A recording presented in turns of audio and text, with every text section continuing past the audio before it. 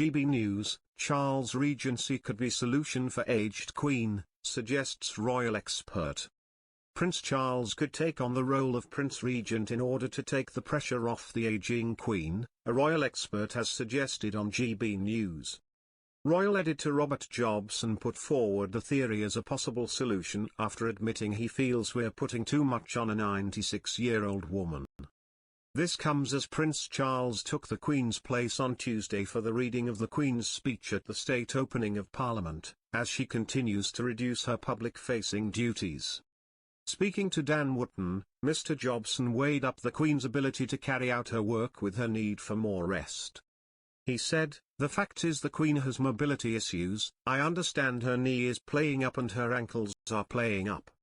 She's struggling a bit with mobility, but that doesn't mean she can't carry out the jobs that she does. I must admit, I feel we are putting too much on a 96-year-old woman, I really do. You've got to have some humanity here. Yes, she's the Queen and she said she'll reign until she dies, but she's the longest-serving monarch. She's the oldest monarch we've ever had. You've got to remember that Queen Victoria was about 82 when she passed away. This is the realm we're dealing with. I think that it's time not necessarily for a regency because that is totally within the gift and the decision of Her Majesty and Parliament." However, Mr. Jobson also expressed the need for Prince Charles to take on more responsibility and how that could affect the monarchy. He continued, "I do think that the Prince of Wales should just be expected to carry out the jobs of the Queen now.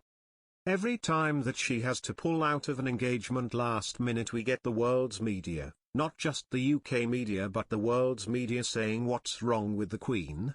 Is she ill? Is she ill? Now that's got to stop. Because it's not great for the constitutional monarchy, a system I believe in, and I think the best way to do that is to say, look, Her Majesty is not retiring, she's not abdicating, she's just putting her feet up. She's 96, and I think everyone ought to be able to expect that to happen. Personally, I think for the constitutional monarchy you need to clear that up, and perhaps a regency would be a solution. It's there for a reason, it's an act of Parliament. Great Britain was ruled by a Prince Regent from 1811 to 1820, when King George III was deemed unfit to rule due to mental illness. His son ruled by proxy until the King's death, when the Prince Regent ascended to the throne as King George